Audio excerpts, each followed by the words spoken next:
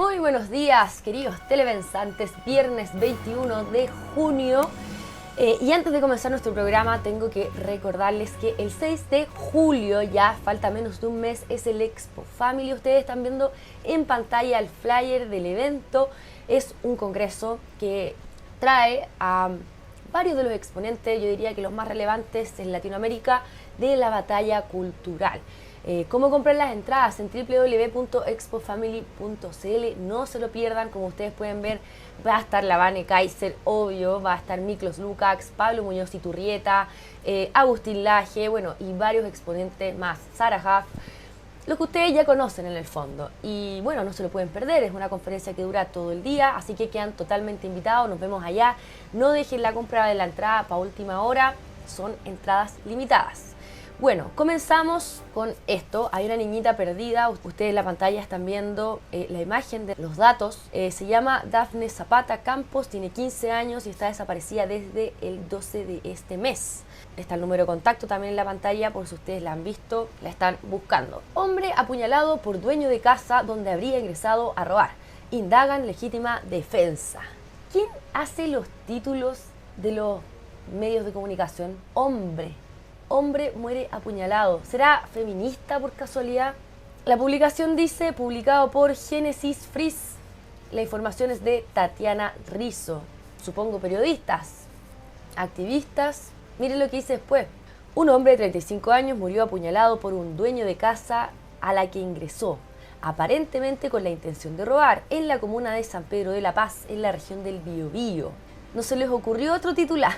Bueno, en realidad todos somos conscientes de que gran parte de la población solo lee los titulares y lo que viene en realidad es peor. Mire, les voy a seguir leyendo. Los hechos ocurrieron pasadas las 2 de la mañana en el sector de Boca Sur Viejo, en la mencionada comuna, donde la víctima falleció en una plazoleta en calle 1 con Piedra de Francia. En donde la víctima falleció, víctima de la víctima a la que entró a robar, la víctima de la sociedad, no entiendo. Este hombre es sospechoso de un delito, no es una víctima, violó la propiedad privada de otras personas o de otra persona. La propiedad es un derecho, por favor, tienen que dejar de destruir la propiedad. Bueno, postergan el juicio del ex alcalde de San Ramón. Esto fue solicitado por su defensa por unos peritajes bancarios. Ahora, ¿por qué se los comento? Porque fue formalizado por los delitos de enriquecimiento ilícito, cohecho y lavado de activos, quedando en prisión preventiva en Santiago 1 por un año. Luego de esto y hasta ahora el tribunal cambió la medida cautelar por arresto domiciliario total. Y entonces, ¿no se suponía que este señor, el alcalde de San Ramón, el señor Aguilera, era como un narcoalcalde, que tenían vínculos con el narcotráfico? Esta es la cuarta vez que se posterga el juicio, que comienza el año 2017. Les estaré comentando. Jackson le ganó el juicio al senador Espinosa. Jackson, recordemos que lo demandó por una supuesta publicación injuriosa, que el senador tuvo que borrar. El post de ex, el controversial, porque se gana la demanda, decía que Jackson era el líder de una banda a propósito del robo que hubo en el ministerio de Jackson, ¿se acuerdan? Con el caso Fundaciones, luego entran misteriosamente a robar primero al ministerio de Jackson, se roban 23 computadores, una caja fuerte, después entran a robar a otros ministerios, a municipalidades, a no sé, ¿se acuerdan? Todo súper raro, las coincidencias muy grandes, muy sospechoso todo. Y bueno, ahí es donde, en ese contexto, donde el senador Espinosa dice que Jackson es el líder de una banda. Bueno, el juicio lo ganó Jackson. Senado aprobó en general el reglamento de uso de la fuerza. Tenemos las declaraciones de Carolina Toá, ministro de Interior. Por favor, señor director, veamos el siguiente video. Esta tarde, la Sala del Senado aprobó en general el proyecto de reglas de uso de la fuerza. Este proyecto está originado en un mensaje del presidente Gabriel Boric, que era parte de un compromiso que teníamos en la agenda de seguridad y también ha sido parte de los 2 fast track que se han acordado con los presidentes de las cámaras del Congreso. Consiste en darle rango legal a las reglas que rigen el uso de la fuerza para las policías, tanto carabineros como la PDI, así como las Fuerzas Armadas. De esta manera tenemos reglas nítidas y claras que todos conocemos respecto a en qué circunstancias se puede hacer uso de la fuerza y en particular el armamento menos letal o el armamento letal, que ciertamente es el que tiene normas más exigentes. Es un avance democrático para el país alcanzar una normativa en esta materia que ya está en una fase bastante avanzada de tramitación. La Cámara lo despachó, ahora se aprobó en general en el Senado, viene la discusión en particular y debiéramos en los próximos meses verla transformada en ley. Así que seguimos avanzando con la agenda de seguridad. Miren cómo lo explica como si fuese mérito de ella, mérito del gobierno. Es que estos izquierdosos son insólitos. En realidad, este reglamento no tiene nada que ver con lo que ellos propusieron. ¿Se acuerdan que estaban proponiendo que el reglamento tenía que tener perspectiva de género? Había que preguntar si eran indígenas o no indígenas, de alguna disidencia sexual o no, y un montón de leceras más. Esto no es lo que presentaron ellos. Ahora, ojo, se aprobó en general. No quiere decir que se aprobara completamente. Y lo cierto es que este reglamento en realidad es absolutamente innecesario, solo es más burocracia estatal, porque las cosas de este reglamento, el contenido, digamos, ya está en otras leyes. Claro, con el activismo judicial que vivimos después del octubrismo, en pos de los derechos humanos, recuerden, que usaron los derechos humanos para quitarnos los derechos humanos. Terrible. Miren, si no se entiende bien esto que les estoy explicando, yo quiero recordarles que el lunes la Vane hizo un programa con Alvear, un abogado, doctor en Derecho, todo lo demás, que descubrió, y por esto hizo él una videocolumna de Fundación Nuevamente, cómo Abbott, el fiscal Abbott, fue al Congreso a decirle a los parlamentarios todo este plan que tenían del uso de los derechos humanos. Y si no han visto este programa, que está publicado el lunes, se llama Nuevo Estallido Social, por favor, vayan a verlo. Ahí explican cómo se instrumentalizaron los derechos humanos desde una perspectiva marxista para destruir el orden natural de nuestra sociedad. Terrible. Bueno, por este activismo fue necesario redactar este nuevo reglamento de uso de la fuerza. Y claro, esto es impresentable, pero es cierto, es lo que ocurre en nuestro país. Colisión de trenes en San Bernardo. Se registró en la madrugada del jueves, alrededor de la 1:50 de la mañana. En la pantalla ustedes están viendo el video del accidente. Los trenes que colisionaron, uno venía con cobre desde la mina El Teniente en Rancagua hacia Santiago, que venía por la pista derecha, importante, como ustedes lo están viendo en pantalla. Y el otro, un tren de pasajeros que estaba probando su velocidad. El tren de Rancagua siempre pasaba a la misma hora. Esto yo lo sé, porque se escucha. Todas las personas de San Bernardo lo sabemos. Eso es otro antecedente que es importante de conocer. Hay 2 fallecidos, son el maquinista y el ayudante del tren de carga. Uno salió eyectado y el otro quedó atrapado entre los fierros, lamentable. Y 9 heridos, entre ellos 4 ciudadanos chinos que eran parte del equipo técnico que estaba probando el tren antes de usarlo con el público general, digamos. El gerente de Ferrocarriles, Justin Siegel, ha puesto a disposición la caja negra del tren y dicen estar cooperando para identificar los responsables de este accidente. Este señor, Telepensantes, asumió el 25 de septiembre del año pasado, del 2023. Y el comunicado de su ingreso dice lo siguiente, se los voy a leer, esto es una parte. De acuerdo a la empresa, el nuevo gerente liderará las gerencias de pasajeros, operaciones ferroviarias y de operaciones de servicio. Además, deberá implementar la estrategia que definirá el directorio para asegurar un servicio confiable, eficiente, seguro y responsable con el medio y sus comunidades, señalaron a través de un comunicado. Esta era la misión del señor Siegel. O sea, si bien es cierto, este accidente no fue con pasajeros, fue con un equipo técnico, pero todo hace indicar que no cumplió con el objetivo planteado. Vamos a ver entonces, señor director, las declaraciones del señor Siegel con respecto a este accidente. Muy triste para EFE y para el país. Primero, transmitir las sentidas condolencias en este difícil momento a las familias involucradas. Sabemos que no es fácil lo que está ocurriendo. Cuando se produce una crisis de esta magnitud en cualquier sistema de transporte con un sistema de seguridad tan robusto como el ferroviario, recordar que nosotros en EFE circulamos 500 servicios al día. Contamos con protocolos, en este caso activamos nuestro comité de crisis, que es lo primero que se hace en las crisis, donde se gatillan varios procesos paralelos y efectivamente uno de los más importantes desde el punto de vista técnico es la investigación, para poder dar con las causas, que es muy importante en cualquier accidente, tomar las lecciones y concluir prontamente con las acciones que debemos tomar al respecto. En el mundo del transporte, los accidentes se producen por una serie de factores. Se sabe muy bien que cuando se produce un accidente es el resultado de varias situaciones que se pueden haber producido y producto de la investigación podremos saber exactamente dónde fueron las causas raíces, cuáles son las lecciones aprendidas y ahí podremos dar más información. Es muy válido, es inédito en la Operación Ferroviaria de Chile, hace más de 20 años o más que no sucedía una colisión de esta magnitud y sin duda nos desafía a poder ambicionar este proyecto de crecimiento de una área responsable y seria. Y estamos en el minuto donde todos estos aprendizajes y lecciones tienen que tomarse en cuenta y efectivamente es parte de lo que la investigación, y yo estoy personalmente preocupado, primero insisto en las personas, las familias y el impacto que esto significa, que también afecta a la familia de EFE. A ver, ok, pero esto es una falla que se pudiese haber evitado. No hay que ser un genio para darse cuenta que aquí falló la planificación de las rutas, o no sé cuál será el metalenguaje de los trenes, pero se entiende, ¿no? Insisto, el tren que viene desde Rancagua hasta Santiago pasa siempre a la misma hora. Iba por la pista derecha. Esta empresa, Ferrocarriles del Estado, depende del Ministerio de Transporte. Y el ministro es Juan Carlos Muñoz Abogavir.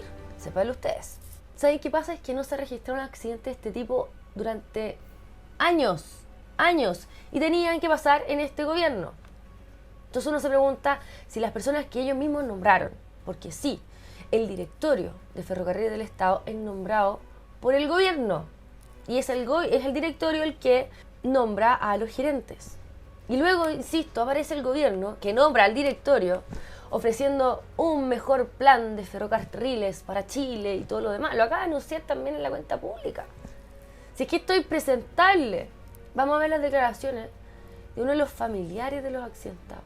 De capitán a paje tienen que caer todos. Esto no puede volver a pasar.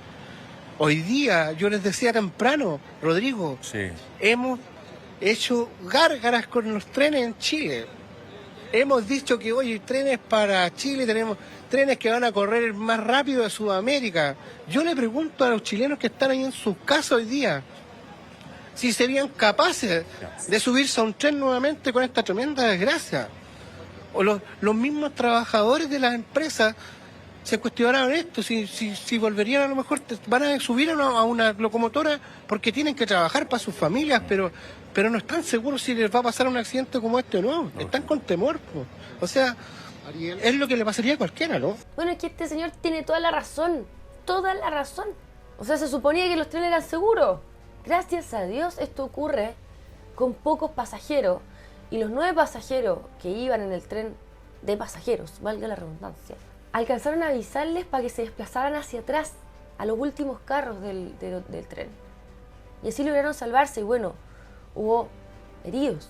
Vamos a ver las declaraciones del fiscal a cargo de la investigación. ¿Usted maneja cuáles son los que comprenden para declarar legal la detención de ellos? Y sobre todo un punto bastante importante que usted mencionaba, es lo que tiene relación con la comunicación que se trató de dar desde la central también con el maquinista o finalmente con el tren que iba sin pasajeros.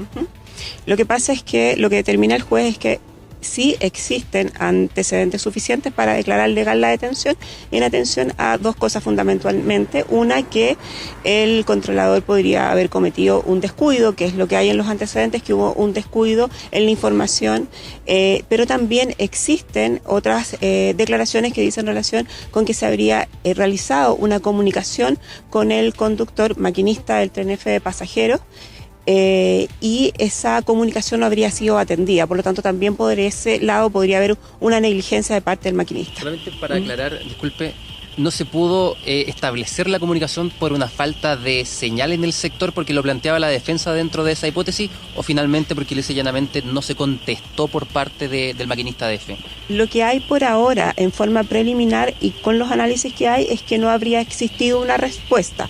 Sin embargo, todavía hay diligencias que realizar con los otros aparatos que tiene el tren. Específicamente se ha hablado mucho de las cajas negras, y con respecto a eso se deben realizar también diligencias para poder establecer la comunicación y también las diligencias que se realicen en el puesto de comando centralizado de EFE. Bueno, bien raro el accidente, ¿qué les puedo llegar a decir? Siguiente tema. Entramos en la última etapa del empadronamiento. Perdón, el censo. El censo, dije empadronamiento, perdón, me equivoqué, me confundí. Pido disculpas al director del INE, Ricardo Vicuña, que se enoja cuando uno le dice a esto empadronamiento. Piden datos de empadronamiento, parece un empadronamiento, pero no es un empadronamiento, querido telepensante. Acuérdense. Bueno, el director del INE, para el Diario Financiero, explica que lo que les está costando en esta etapa final es encontrar a la gente. Qué susto, la están buscando. Desestima, además, que la tasa de respuesta sea baja. ¡Qué bueno! ¡Fantástico! Entonces, esto no quiere decir que como a fin de año cambiamos el carnet. ¿Se acuerdan que lo estuve comentando en programas anteriores? No se pierdan nuestros programas, queridos telepensantes. Pero todos los días sale información muy relevante. Bueno, entonces como a fin de año cambiamos el carnet, y el nuevo carnet promete empadronamiento facial y el empadronamiento del iris, ni más ni menos. Pero eso tampoco es empadronamiento. Se llama empadronamiento biométrico, pero no es empadronamiento. ¿Para qué? Para que la clase política tenga todo lo que necesita saber para controlarnos. Perdón, deje controlarnos. No es controlarnos, es ayudarnos. Porque siempre todo es por nuestro propio bien, pues, telepensante. Entonces van a tener todos nuestros datos, saben dónde vivimos, tienen nuestro reconocimiento facial, del iris, pero todo es para poder tener mejor seguridad, por supuesto, mejores planes sociales, por supuesto, mejor salud, mejor educación, todo lo que uno pudiese desear. Lo que pasa es que les faltaban estos datos para poder mejorar el sistema. Por eso es que el sistema es nefasto. ¿Por qué? Porque no tenían los datos. Y ahora que van a tener todos nuestros datos, toda nuestra información, el empadronamiento facial, del iris, ahora sí que vamos a poder tener mejor educación, mejor salud y todo lo demás. No es como que se roben la plata, no, es que les faltaban datos. No es como que en verdad no les importa. Ojo, esto es un plan de la izquierda y la derecha. Por algo la derecha no ha hecho nada al respecto. Le vamos a decir la esclavitud de los derechos sociales. Yo diría que esto es algo más o menos como eso. Nos ofrecen derechos sociales a cambio de nuestros verdaderos derechos. Las libertades, en este caso, la propiedad, la vida. Terrible, telepensante, terrible. ¿Qué más dijo el director del INE? El economista, dice el Diario Financiero. El número de personas que directamente se está negando a las entrevistas es muy pequeño. Todo el mundo está contestando, le ha ido fantástico y maravilloso. Claro, y por eso sale diciendo las primeras semanas del inicio del censo, desesperado porque nadie lo quería contestar, nadie le abría la puerta a los censistas. Y ahora tuvo que cambiar el discurso porque evidentemente decir esto por televisión abierta desincentiva la respuesta de la gente. Y ahora está fantástico en el mundo feliz. Pero ojo, luego le preguntaron si existe la posibilidad de que tenga que extender el plazo del censo y él dijo que esto es algo que aún no pueden responder, no lo saben todavía. Entonces uno se pregunta cómo si le está yendo tan fantástico, si todo el mundo le está contestando y aún no tiene certeza si tienen que alargar los plazos. Raro, por decirlo menos. Bueno. Diputado Kaiser presenta indicación para terminar con el financiamiento estatal de la política. Vamos a ver el siguiente video para que lo vean con sus propios ojos, querido telepensante. Señor director, video por favor. Diputado Kaiser, por favor, tiene la palabra para defender su indicación de suprimir el artículo 17. Muchas gracias, señor presidente. Desde que se inició el financiamiento electoral con dineros estatales, se han gastado ingentes sumas en distintos procesos. Eso no ha significado de ninguna manera una mayor probidad del sistema. De hecho, hemos seguido viendo cómo se ha financiado de manera irregular todo tipo de campaña, incluso metiendo la mano a la caja del Estado.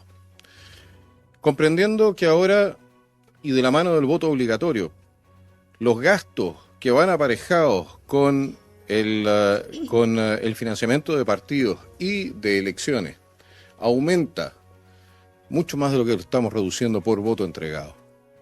Y comprendiendo también que los partidos políticos son organizaciones intermedias de la sociedad, que tienen que ser libres de la influencia del Estado y por lo tanto también de su dependencia del mismo, es que propongo esta indicación. Es hora de que los partidos políticos, señor presidente, se rasquen con sus propias uñas. Es hora de que los candidatos financien sus propias campañas. Y sí propongo, o propondría posteriormente, reducir el límite de gasto electoral, aún más. Pero lo que sucede aquí es que no nos podemos dar el lujo, siendo un país que tenemos 700.000 familias sin techo, de gastarnos decenas de millones de dólares en cada proceso electoral, sin contar con la mantención, o sea, sin sumar la mantención a través de los años del aparato burocrático de los partidos políticos. A mí me parece que es hora de volver a lo que teníamos antes. No era perfecto, pero era más barato. Muchas gracias, señor presidente. Votemos la indicación del diputado Kaiser. En contra. Sí. Esto es para eliminar el 17. Diputado Baker.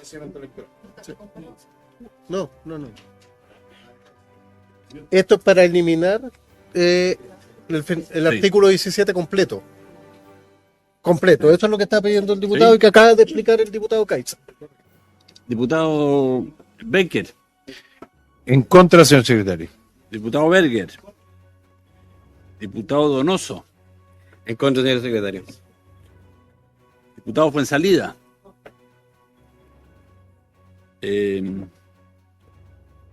Diputado Cosme Mellado. Diputado Mesa.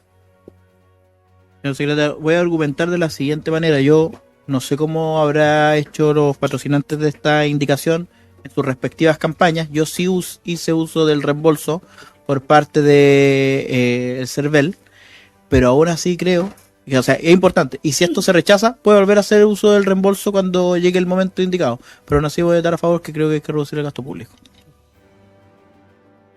A favor. Diputada Musante. Mi voto es en contra, secretario. Estoy a favor de la reducción del gasto electoral en las campañas, pero creo que existe una devolución y por lo tanto un financiamiento regulado por el Estado controla la situación que existía antes que el financiamiento irregular de la política, así es que mi voto va a ser en contra. Diputada Joana Pérez. En contra. Diputada Catalina Pérez. Diputado Matías Ramírez. Diputada Carolina Techo. En contra, secretario. Presidente. En contra, secretario, porque yo no quiero que vuelva el raspado de olla ni caso como lo vimos en su minuto. Resultado de la votación. Un voto a favor. 11 en contra.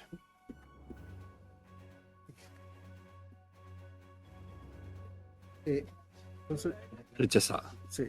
Rechazada 1 por 11.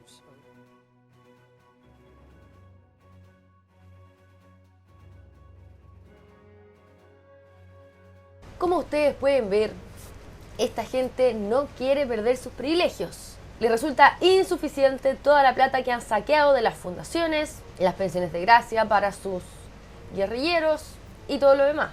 Miren lo último que me mandó la Vane, justo mientras estaba haciendo la pauta para este programa. Consuelo Contreras, la actual directora del INDH, fundó en 2021 la Corporación Opción.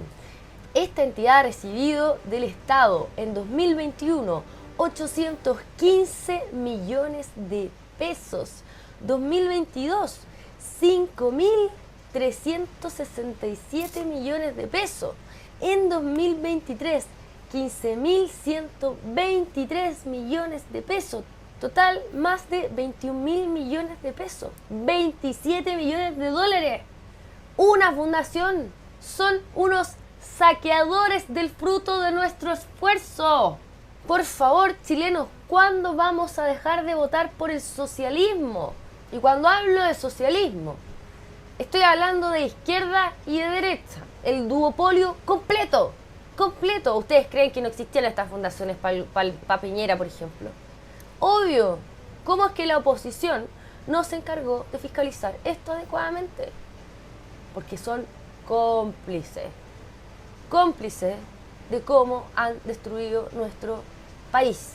Ellos confluyen en la agenda globalista, la agenda de los derechos sociales, la agenda de género, la agenda ecologista, en todo, telepensantes, que al final termina siendo la esclavitud del siglo XXI. Ahora este gobierno además envió otra indicación, que también fue apoyada por el diputado Kaiser, y es bajar la devolución que hace el CERVEL, que hace el Estado, a los candidatos de 1.200 pesos por voto. Sí, 1.200 pesos por voto, aproximadamente, a 800 por voto, pesos por voto. Y pueden creer que no todos están de acuerdo con la situación económica en la que estamos. Ellos, los Perla, no quieren perder recursos. Les voy a leer. Mayoritariamente el Partido Socialista y la UDI rechazan el recorte de presupuesto. En el Partido Comunista, Renovación Nacional y la ADC están divididos, mientras que los liberales, radicales aún no fijan su postura. Por su parte, el Frente Amplio está mayoritariamente a favor de reducir el aporte de las campañas, al igual que los republicanos, el PPD y los demócratas. Pero lo cierto es que nadie prácticamente quiso eliminar el financiamiento de la política de parte del Estado, por parte de los chilenos. Y la indicación del diputado Johannes Kaiser, que pretendía eliminar el artículo completo, está perfecto. Recordemos que le pagamos a los partidos políticos una mantención de acuerdo a la cantidad de parlamentarios que tienen en el Congreso. Terrible, me parece. Bueno, seguimos con los temas. Luego que el gobierno enviara una circular para detener el programa Crece con Orgullo, esto es lo que dicen los titulares, pero no es así. No han detenido el programa Crece con Orgullo, tampoco han detenido las terapias hormonales, esto es falso. Mala información de la mayoría de los medios de comunicación, no todos evidentemente. Lo cierto es que el MISAL, el Ministerio de Salud, envía una circular para detener el nuevo ingreso de nuevos pacientes a tratamientos hormonales, ¿se entiende? Pero los pacientes que ya están recibiendo terapia hormonal, de bloqueadores hormonales o de hormonas sexuales de frentón, siguen avanzando, siguen en proceso, no se detuvieron. Esto es importante conocerlo. Y tampoco han detenido el programa Crecer con Orgullo. ¿Y saben qué es lo más grave? Que el mismo ministerio asume, reconoce, y es la razón por la cual envían esta circular, que tienen una carente información técnica. Dice, literal, ante la falta de lineamientos técnicos, vale decir, no tienen los protocolos bien definidos, no tienen la evidencia científica definida, en la que van a respaldar esta aberración que le están haciendo a los niños, esta atrocidad, porque los están castrando, no es esterilizando, no, es castrando. La palabra esterilización es un eufemismo. Lo que están haciendo con estos niños es castrarlos químicamente. Y las cirugías no son cirugías de transición de género afirmativo, no sé qué, no. Son amputaciones del aparato reproductor. Y esto conlleva un montón de problemas de salud. Y no se lo dicen a nadie. Peor aún, aparece un video de una doctora del Hospital Sotero del Río. Vamos a verlo, señor director. En un niño trans que nosotros detuvimos la pubertad a los 10 años, previo a su menarquia, previo a su llegada de primera regla. Entonces detuvimos la pubertad 1 o 2 años antes de que llegara su primera regla, y a los 16 años, o un poco antes en ese caso, partimos hormonoterapia cruzada. Ese niño trans no tiene el cierre del cartílago de crecimiento. Entonces ese niño trans sí puede crecer. Bueno, este ser humano que hizo un juramento para proteger la salud de las personas, para no hacer daño a los seres humanos, aparece campante, feliz, orgullosa, chocha, diciendo esto. diciendo que no pasa nada con estos tratamientos, asumiendo que está bloqueando el crecimiento a una niñita de 9 años a través de hormonas inhibidoras. Miren la locura de esta gente. Gravísimo, me parece. Tenemos además el comunicado de la Asociación Chilena de Pediatría que respalda estas hormonizaciones, que parece que el nivel de ignorancia y de maldad y de ideología lo supera. O sea, ni siquiera se han dado el trabajo de revisar el informe CAS, informe que termina por prohibir en Inglaterra este tipo de tratamiento a menores de edad. Prohibir. Sin embargo, estos seres, estos diostores, creen que hacer este tratamiento a niños está fantástico y estupendo. En Europa, el informe CAS terminó por prohibir esto, porque era inmoral hacerlo, por varias razones. Se prohibió también la ESI. ¿Por qué? Porque era responsable, entre otras cosas, obviamente, del aumento de los casos de estos niños con disforia de género, porque los confunde, obvio, evidentemente. Y esto es lo que hace los tratamientos que ellos llaman afirmativos, que no son nada más que el lavado de cerebro a los niños por parte de profesionales. Y el Colegio Pediatra es cómplice de esto. Entonces aquí uno no se acuerda de los guzmanistas, que sí, Jaime Guzmán hizo un tremendo aporte en muchas cosas, muchísimas cosas de la derecha de nuestro país, pero los guzmanistas se quedaron pegados, po. Por eso es importante defender las ideas también en los cuerpos intermedios, porque claro, los gremialistas consideran que los cuerpos intermedios tienen que estar libres de la política. Y aquí está el Colegio Pediatra promoviendo la ideología por sobre el bienestar de los niños de nuestro país. Para que vean lo terrible, el comunicado. El punto número 1. La niñez y la adolescencia trans existe desde tiempos inmemoriales.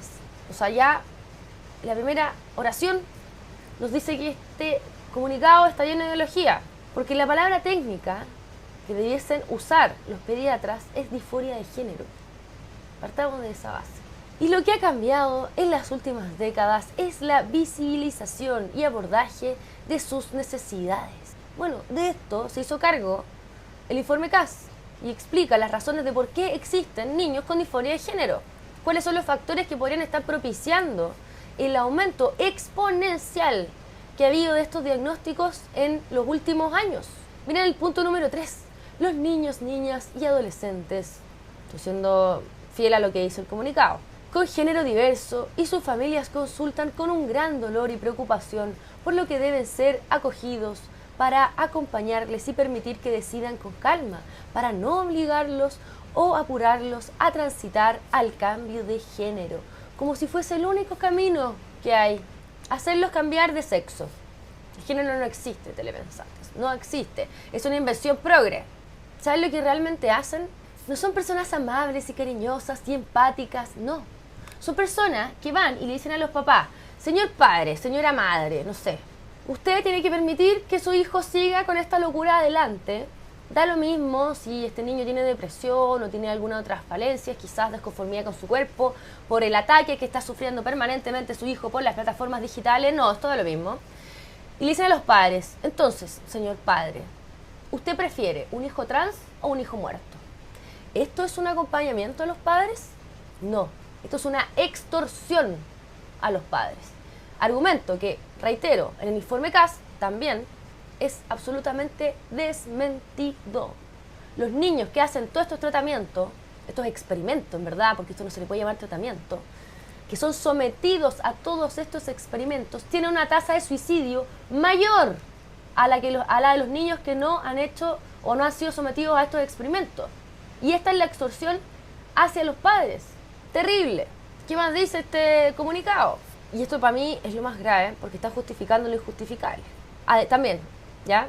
Los bloqueadores puberales se usan hace 40 años para tratar la pubertad precoz, existiendo amplia evidencia científica que los avala en eficiencia y seguridad.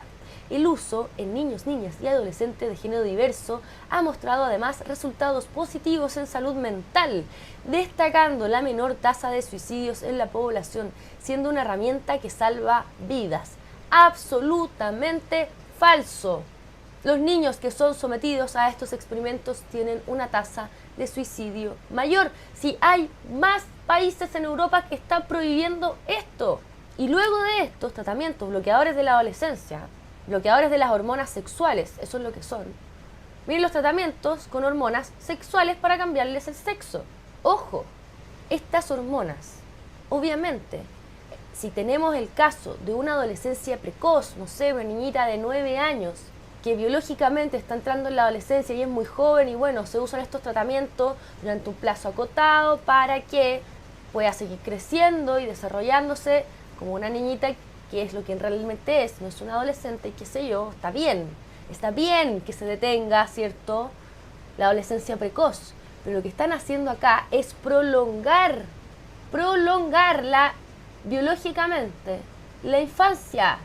Entendamos esto, entendamos que en la adolescencia el incremento de las hormonas sexuales, ya sean femeninas o masculinas, ayudan a la madurez de los individuos, no solamente sexual, sino que también del cerebro y otros tantos procesos biológicos más.